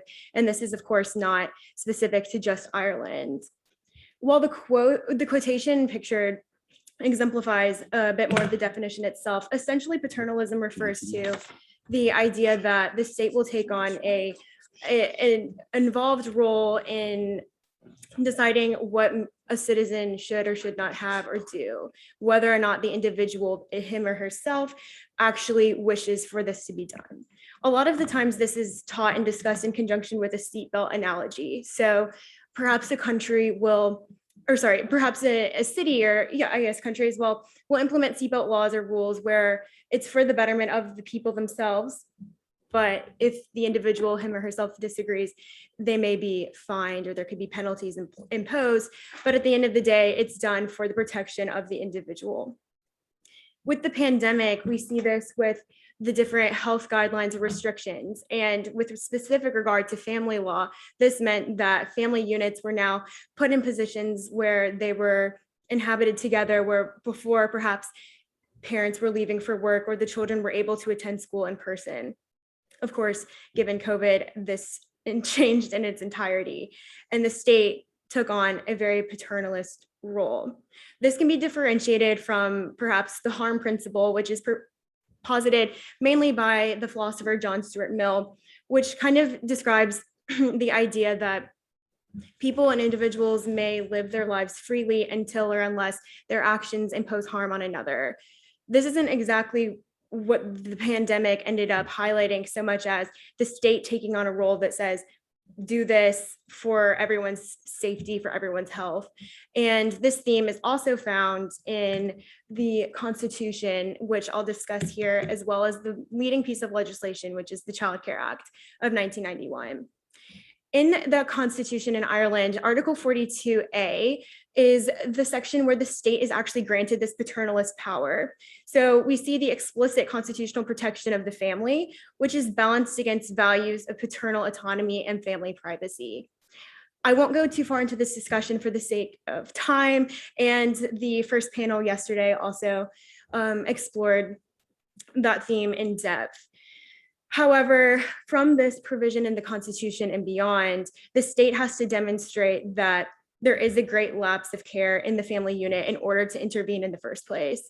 And that can be found in the Child Care Act of 1991. Specifically, in Section 12 of this act, a provision is outlined where the state may intervene. And this is specifically with regards to the police in Ireland, also called the Garda, if you see that throughout my presentation or in my paper eventually. So here in Section 12, there are a few issues that actually arise that I want to discuss in this presentation, 3 leading ones, but I do want to note that there are several other aspects of this one provision, let alone the entire act, to discuss. But with regard to the pandemic, I think it's best to focus specifically on Section 12. The first issue that I want to highlight is that of ambiguity. In Section 12, the language used is very non-specific about when or if a police officer should intervene on behalf of the child. Now, in the Constitution of Ireland and in the legislation that leads child welfare, it's very explicitly in favor of a child-centered focus. So every action done is supposed to be in favor of the child's safety and the betterment of the family unit. And there's a great deal of trust placed in the state to provide in this way. However, with ambiguous language, the police force may struggle to decide whether or if to intervene, and this can actually cause safety issues and harm for the child, his or herself, if there is a very vulnerable situation that arises and the police refuse to interact or intervene. There are a few cases that highlight the importance of the ambiguous language being resolved, but I also think that looking in other legislation may be helpful. So in the Policy on the Investigation of Sexual Crime, Crimes Against Children and Child Welfare Act in Ireland, there are also ambiguous definitions about when police should intervene, including standards such as real and immediate danger or reasonable grounds. I have highlighted here that the pre-COVID kind of measures here refer to the professional actors of the police and the personnel of the child. And in this case, and with specific reference to the Sexual Crimes Act as well, there could be severe risk and danger to a child, but how could a police officer on one hand determine the exact same threshold as another? This question is very difficult to answer and is found in this audit, which was published in 2020 after the pandemic had already begun, by Dr. Shannon. And in this audit, Shannon found that in interviewing police, many had only relied upon Section 12 provisions only once or twice in their entire service in the police force. In fact, there was one officer who said in his 35 years of service, he had only actually used Section 12 intervention methods 3 or 4 times. This highlights the need to recognize the urgency associated with intervention by the police and the fact that ambiguous language means there is no standard that every police officer may uphold or even refer to in understanding when or if to intervene on behalf of the child. In my paper itself, I compare a lot to the case law associated with the United Kingdom and a few other jurisdictions, and Ireland tends to differentiate and distinguish its laws to say we're trying to prioritize the family unit itself, and in doing that, it actually has caused more harm. With specific regard to the pandemic, having children who now are stuck in homes that, new home life and a new situation that is clearly unprecedented to most, if not everyone's lives, then now the question becomes more urgent and pressing and could actually be dangerous, which also refers to the second issue, which is that of the burden of resources and the lack of training held by the police. So in this case, I think it's best to highlight the professional actors, the TUSLA social workers. And the main leading issue is that before the pandemic and during and now, the TUSLA social workers are only available from 9 to 5, Monday through Friday. Differently, the police work 24 hours a day, 365 days a week. The case that really helps exemplify the main leading issue of this is the Monagher inquiry, which is a horrible, horrific case that explains that two parents arrived at a coroner's office and they started to describe the ways in which they wanted their children to be buried, and including coffin size, what toys that they would be buried with, what pajamas they were wearing, they would want their children to wear, graphic, gory details. And after their departure, the coroner called the social workers, but it was after 5 p.m. on a Friday. And so no one answered. And this led him to call the police due to the ambiguous language issue discussed on the previous slide. The police decided not to intervene, that the threshold had not been met. So then eventually it ended up being that a local priest was called to visit the family home and check on the individuals. However, he arrived too late and the family was deceased. During the pandemic, the government websites in Ireland actually proposed that if there was an inquiry or if there was a concern about the welfare of a child, that the police should be called. Now, while this may be a confident result if the police had proper training, given this case and many others that are unfortunately similar in their outcomes, it's clear to me that the police may not be relied upon in a long-term way in order to provide actual help regarding the child in this context if they don't know when to intervene and if they arrive too late. The death of this family in this case could have been prevented if Section 12 was more clear and if there was a greater standard that people may rely upon. In the pandemic, FLAC, which is the Free Legal Advice Center in Ireland, saw an increase of over 13% more family law related questions and inquiries in general regarding childcare and welfare in Ireland. And this increase was actually taken from online calls and engaging on Zoom or webinars and things of the kind. I think that this is a really good example of how Ireland could transition to a more functional approach with training and reduce the resource burden as well with regard to the child welfare and the training needed for the police in this way. If you have videos or options that police can review on any occasion and available to them in that way, then it could help reduce the questions and standards that are still in question. And as well, having the online platform available to families to ask questions as a constant would also help reduce any sort of ill thought, or if there's some sort of stigma associated with calling police, and having the availability 24/7 will help reduce the burden on the social workers as well.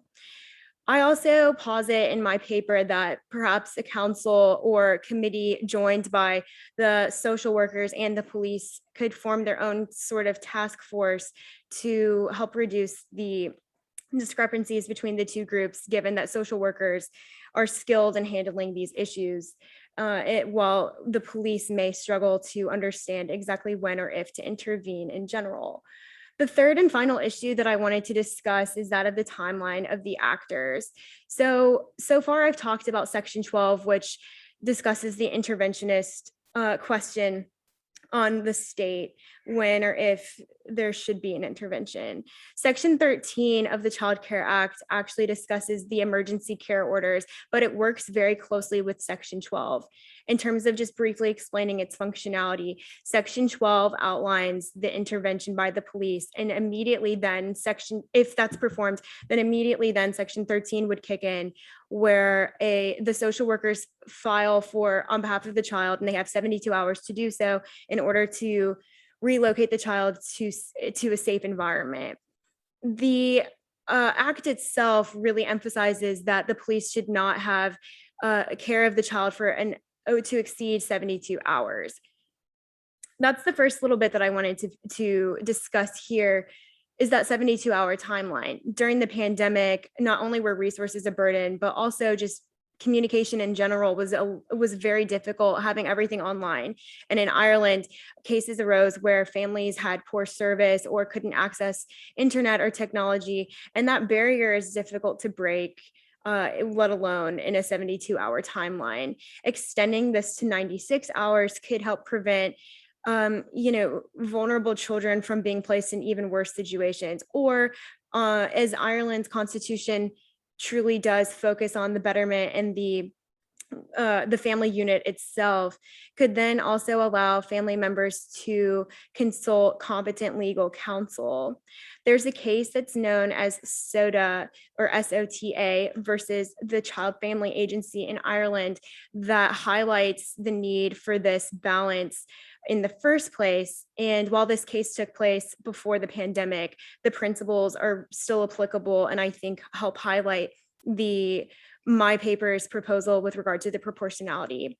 So in this case, a mother had previously had 8 children, and all 8 had been taken into child custody, and she becomes pregnant with her 9th child.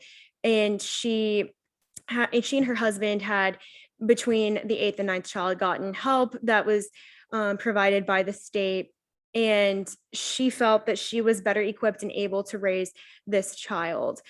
Now, after she gave birth, immediately the child was taken from her. She didn't hold the child. He was taken from her and placed in the hands of the social workers. She then filed her lawsuit, and ended up the case ended up being that the state couldn't just intervene without grounds and reason.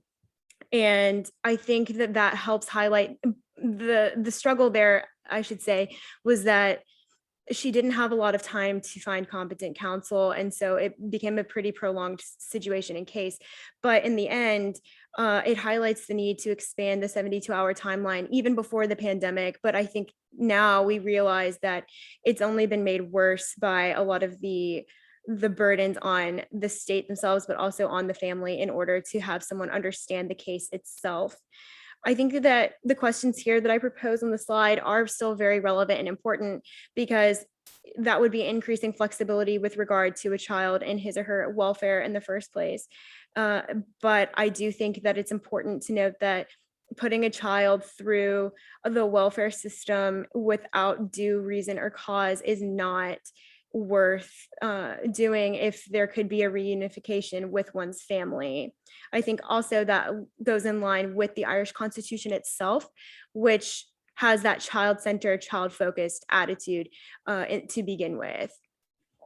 So that concludes the 3 points that I really wanted to cover. And if I could just kind of restate the main finding that I hope to leave you with, is that Section 12 in the Child Care Act reflects the intervention by police on behalf of the child, but it's not used. And during the pandemic, we found that there were many situations that arose where there were high intense family units that no one reported situations, and it would be on the burden of the state to help or to intervene, especially in Ireland's case. And then if those interventionist methods are actually taken, which in their own rarity may or may not occur. But if they are, then the next measures are also a bit unforgiving, especially during a health crisis like that of the pandemic, and to reduce the burdens on these professional actors in order to help the private ones. I think the reforms proposed here are really critical and important to implement before going forward and just going back to the old ways. So I'll be happy to answer the questions at the end with the rest of the discussion, but thank you for listening. Thank you, Samantha, for your very good reflections. I suggest that we make the break now and that we have the debate after this break, because there is a little bit change in the program.